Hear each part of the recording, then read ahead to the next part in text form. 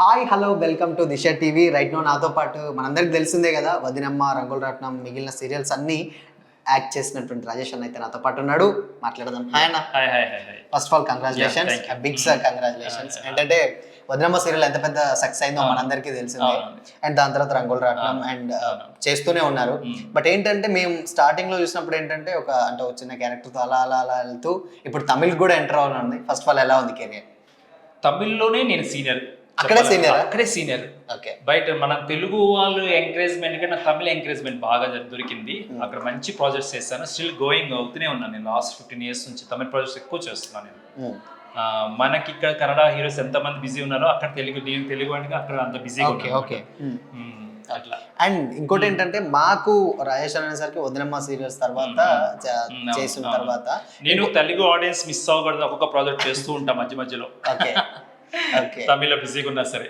Okay sir, మాకు ఇంకోటి ఏంటంటే డౌట్ ఏంటంటే మాకు రాజేష్ అని గుర్తొచ్చేసరికి ఏంటంటే ఒక చిన్న ఇన్ఫర్మేషన్ వచ్చింది అనమాట. So big boss already 8 start అయిపోయింది. సో దాంట్లో మీకు సంబంధించినట్టు ఫ్రెండ్స్ వెళ్ళారని మాకు టాక్ వచ్చింది. సో అది ఎంతవరకు నిజం? 100% నిజమే. బట్ నన్ను కూడా అడిగారు చేయమని. నాకు తమిళ్లో సన్ టీవీ వాళ్ళు రిలీజ్ చేయలేదు, అగ్రిమెంట్ ఉంది నాకు. ఆ ప్రాజెక్ట్ 9:30కి ఇనియా అనే ఒక సీరియల్ వెళ్తుంది అనమాట. ఇనియా అని పెద్ద హిట్. అంత పెద్ద హిట్ ప్రాజెక్ట్ నుంచి నేను ఒక 100 days నేను బిగ్ బాస్కి వెళ్ళిపోతే ప్రాబ్లం అని నేను వెళ్ళలేదన్నమాట. అది నాకు అగ్రిమెంట్ రిలీజ్ చేయలేదు వాళ్ళు. ఎవరు అన్న మీ ఫ్రెండ్స్ ఎవరు కొంచెం ఇస్తారా? ఒకరి పేరు చెప్పదు, అందరూ ఫ్రెండ్సే ఉన్నారు మాక్సిమం. ఎవరు వినే నాకు హ్యాపీ. అది ఇంకోటి లేటెస్ట్ గా అయితే మాత్రం నేను నిఖిల్ అనే అబ్బాయి, యాక్చువల్ గా ఎందుకు నిఖిల్ అని నా ఫ్రెండ్ అయ్యాడంటే అతన్ని బిగ్ బాస్ కి వెళ్ళడం వల్ల శ్రవంతి సీరియల్ కి నేను ఇంట్రడక్షన్ అయ్యాను అనమాట. ఓకే. ఓ ఆయన అటు వెళ్ళడం వల్ల మీరు శ్రవంతిలోకి నేను ఎంట్రీ ఇచ్చా. ఓకే. సో అందుకని కొంచెం ఎక్కువ ఫ్రెండ్. అందుకే. సో అన్న అంటే 1 to 15th తమిళ ప్రాజెక్ట్ ఉంది, 16 to 30 ఇక్కడ ఇది వెళ్ళిపోవడం వల్ల నేను ఎంటర్ అవుతున్నాను. ఓకే. అండ్ మాకు తెలిసినంత వరకు ఏంటంటే బిగ్ బాస్ రకరకాల మీద ఒపీనియన్స్ ఉంటాయి, లేకపోతే చాలా మంది పాజిటివ్స్ ఉంటాయి, నెగిటివ్స్ ఉంటాయి, చాలా మంది ఉంటారు. యాజ్ ఎ యాక్టర్ గా మీరు అంటే బిగ్ బాస్ అనే ప్లాట్ఫామ్ ఒక అంటే యాక్టర్ కి కానీ లేకపోతే ఇంకే సెలబ్రిటీకి కానీ ఎంతవరకు యూజ్ అవుతుంది అనుకోవచ్చు? యాక్చువల్గా బిగ్ బాస్ అనేది ఒక మంచి ప్లాట్ఫామ్ ఫేమ్ రావడం కోసం. ఎక్కడ ప్రాబ్లం వస్తుంది, అంత మంచి ఫేమ్ వచ్చిన తర్వాత దాన్ని స్టాండర్డ్ చేసుకోవడంలో ప్రాబ్లం వచ్చేస్తుంది. కానీ ఒకటి, యాజ్ ఎ ఆర్టిస్ట్గా మీరు ఏది వస్తున్నా చేయాలండి. వన్స్ బిగ్ బాస్కి వెళ్ళిన తర్వాత వాళ్ళ టార్గెట్ ఎలా అయిపోతుందంటే సీరియల్కి వస్తే ఎక్కడ మళ్ళీ డౌన్ ఫాలోయింగ్ అవుతుందేమని ఫీల్ అవుతారు. కానీ ఇప్పుడు సీరియల్స్ ఎప్పుడు అయినా సరే టెలివిజన్ నమ్ముకుంటే ఎప్పుడు ఏ ప్రాబ్లం ఉండదు. Okay. As a main target ఫిల్మ్స్కే వెళ్ళాలి, ఫిల్మ్ హీరోగాని స్టాండర్డ్ అప్ అవ్వాలంటే కాంపిటీషన్ ఎక్కువ ఉంటుంది అనమాట. ఇప్పుడు మానస్ ఉన్నాడు, బిగ్ బాస్ నుంచి మళ్ళీ సీరియల్కి వచ్చేస్తారు. ఈజ్ బాగుంది తనకి ఇప్పుడు కెరీర్ చాలా అంటే చాలా బాగుంది. అట్ ద సేమ్ టైం మళ్ళీ సీరియల్స్కి ఎందుకు రావాలి, మేము అదే ఫేమ్ మెయింటైన్ చేయాలి, మేము ఫిల్మ్ రేంజ్కి వెళ్ళాలి, ఇంకా పెద్ద రేంజ్కి వెళ్ళాలి అనుకున్నప్పుడు ఫిల్మ్ అనేది ఒక ల్యాడర్ టికెట్ అయిపోయిందండి. పెద్ద స్టార్ అని కాదు, చిన్న స్టార్ అని కాదు, ఎవరి సినిమా హిట్ అవుతుందో, ఎవరు ఏ సబ్జెక్ట్ ఆడియన్స్ పల్స్ పట్టుకుంటే అనేది ఒక టాస్క్ అయిపోయింది. అందరూ మంచి ఫిల్మ్ రావాలని తీయడం వరకు, బట్ ఎవరికి సక్సెస్ అనేది ఇదవుతుంది. బట్ ఏ ఆఫర్ వచ్చినా యూజ్ చేసుకునే వాళ్ళకి ఎప్పుడు బాగుంటుంది కెరీర్. సో ఇంకోటి ఏంటంటే మీకు అంటే మీ క్యారెక్టర్లలో ఏంటంటే మీకు మేము చూస్తూనే ఉన్నాం మీ ఇండస్ట్రీ స్టార్టింగ్ నుంచే జర్నీ. బట్ ఇండస్ట్రీలో అంటే మీరు చేసిన సీరియల్స్లో కానీ బెస్ట్ ఫ్రెండ్స్ ఎవరు ఉన్నారు నా ప్రజెంట్? ఇప్పుడు చెప్పాలంటే అందరికీ తెలిసిన విషయమే, మొబైల్స్ వచ్చాక కమ్యూనికేషన్ అనేది చాలా తగ్గిపోయింది. మేము కూడా ఒకప్పుడు అంటే హీరోస్ 10 మంది ఉండేవాళ్ళం, అందరూ పార్టీ బాగా కలిసి ఉండేవాళ్ళం, అందరూ హ్యాపీగా ఉండేవాళ్ళం. ఇప్పుడు ఈ సోషల్ నెట్వర్క్ వచ్చినాక ఈ మొబైల్స్ వచ్చిన తర్వాత కొన్ని నెట్వర్క్స్ తగ్గిపోయినాయి. నేను ఎక్కువగా సఫర్ అయ్యేది ఏంటంటే యాజ్ యానిమల్ లవర్గా ఇంట్లో ఈ మొబైల్స్ ఎంతవరకు అయిపోయినాయి, ఇంట్లో ఉండే పెట్స్ని అవాయిడ్ చేస్తున్నారు, వాళ్ళతో కమ్యూనికేషనే దెబ్బతింటుంది. అలాంటిది మన సర్కిల్ ఫామ్ చేసుకొని బెస్ట్ ఫ్రెండ్స్గా ఉండేది చాలా తక్కువ మంది అయిపోయారు, చాలా తగ్గింది. ఇప్పుడు ఎవరు ప్రపంచం వాళ్ళది అన్నట్టుగా ఒక మొబైల్ ఉంటే చాలా అన్నట్టుగా అయిపోయింది. హాయ్ బాయ్ అన్నట్టు వచ్చేస్తాం, ఈ టైప్కి వచ్చేస్తాం అందరం. అది ఎందుకు అది మరి జనరేషన్ మనం ఎంకరేజ్ చేసుకుంటూ వెళ్ళాలో లాస్ అవుతుంది, దాని గురించి ఇబ్బంది పడాలో అర్థం కావట్లేదు. నేను ఎక్కువ అబ్జర్వ్ చేసింది ఒకటి, ఫ్రెండ్షిప్ అనేది కంటిన్యూ అవ్వట్లేదు. ఎగ్జాంపుల్ నిన్న ఒక ఫిల్మ్కి వెళ్తే నా ఫ్రెండ్స్ ఎవరి మొబైల్ వాళ్ళు ఉంటున్నారు. ఓకే. నేను ఎప్పుడైనా యాక్చువల్గా ఎవరు నలుగుతున్నప్పుడు మొబైల్ సైలెంట్లో పెట్టేస్తా. అలా కాదు, నేను ఎవరి ఫోన్లో వాళ్ళు ఎవరి మొబైల్స్లో వాళ్ళు ఉంటున్నారు అనమాట. నాకే ఆశ్చర్యం వేస్తుంది, అరే మనం కలిసి వచ్చాక తెలియకుండానే వాళ్ళు మొబైల్స్లోకి వెళ్ళిపోతున్నారు. అదొకటి నేను బాగా అబ్జర్వ్ చేశాను. ఉన్నది ఇక్కడ ఉన్నది చెప్పేస్తాను నేను. ఏదో మీరు అడిగారు నాకు ఫలానా ఫ్రెండ్ ఫలానా అని చెప్పకుండా చెప్పేస్తాను. అదే ఇంకోటి బాగా మేజర్గా నేను అబ్జర్వ్ చేసింది ఏంటంటేనండి, ఇంట్లో ఉన్న డాగ్స్ని అవాయిడ్ చేస్తున్నారండి. మీరు పెంచొద్దు, పెంచమని ఎవరు అడగల మిమ్మల్ని, మీరు పెంచకండి. పెంచి ఆ మొబైల్స్లో ఉండి వాటికి డాగ్స్కి ఎలా ఉంటే ప్యాంపరింగ్ బాగా ఇష్టం, ప్రేమ అనేది ఇష్టం. హ్యూమన్స్ నుంచి యానిమల్స్ ఎక్కువ లైక్ చేసేది లైక్ చేస్తే, ఫుడ్ పెట్టకపోయినా పర్లేదు, లవ్ కావాలంటే. బట్ ఆ లవ్ మనం మిస్ చేస్తున్నాం ఈ మొబైల్స్ వల్ల. మీరు పెంచకండి, పెంచితే మాత్రం వాటికి కూడా టైం కేటాయించండి. మీ మొబైల్లో కేటాయించే టైంలో 10% కేటాయించడం చాలు మీరు. Okay, great. అండ్ ఇంకోటి ఏంటంటే, నేను ఎప్పుడైనా ఇన్ కేస్ మీలాంటి వాళ్ళు యాజ్ అ హీరోగా ఎప్పుడు కలిసిన ఒక డౌట్ అడదాం. అండ్ రీసెంట్గా చందు గారి ఇష్యూ మీకు తెలిసే ఉంటుంది, గతంలో జరిగింది. సో అది ఒక bad incident. But in case అంటే చాలా మంది ప్రీవియస్ గా కూడా కొన్ని సంఘటనలు అలా జరిగినాయి. ఎందుకు అంటే ఏంటి? ఇది చాలా మంచి క్వశ్చన్ వేస్తారండి, బాగా మంచి క్వశ్చన్ వేస్తారు మీరు. ఇది ఎవరిని కూడా తప్పుగా మీరు ఒక న్యూస్ చూసి జడ్జ్ చేసేకండి. వాళ్ళ ఫ్యామిలీస్లో వాళ్ళ బ్యాక్గ్రౌండ్లో ఏమున్నాయో మీకు తెలియదు.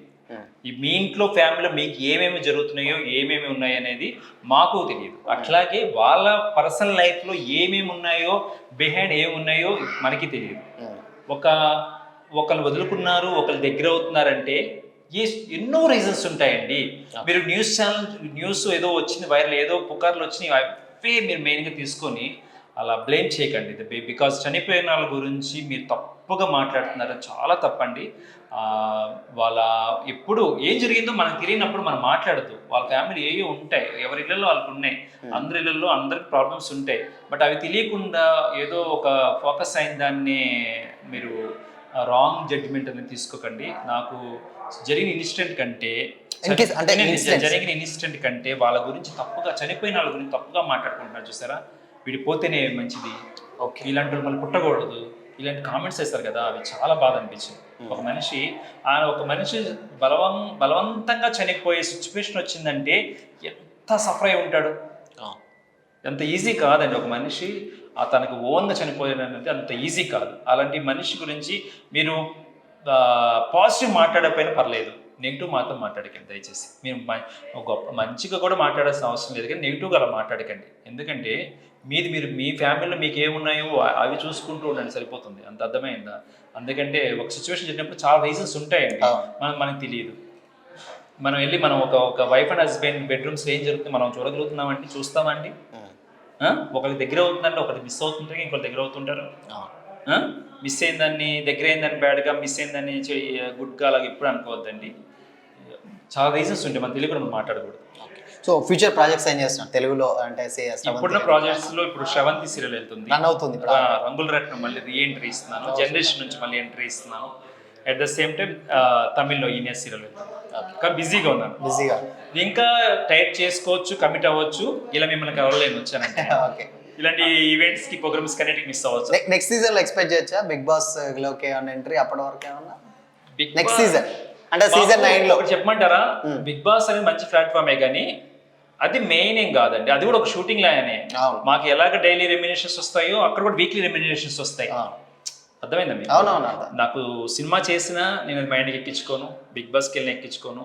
వర్క్ చేసామా ఆ రోజు పేమెంట్లు వచ్చినాయా, బిగ్ బాస్కి వెళ్తే వీక్లీ పేమెంట్, షూటింగ్స్ చేస్తే మాకు డైలీ పేమెంట్, సినిమా చేస్తే డైలీ పేమెంట్, కాల్ షీట్ పేమెంట్లు ఉంటాయి. ఎలా ఉంటాయి పేమెంట్స్? కొంచెం సీరియల్స్కి వచ్చినాయి అనుకోండి, వాళ్ళ ఒక క్యారెక్టర్స్ని బట్టి, వాళ్ళ ఒక సీనియర్ని బట్టి మనం డిమాండ్ చేసుకున్న దాన్ని బట్టి ఉంటుంది. ఓకేనంటారా?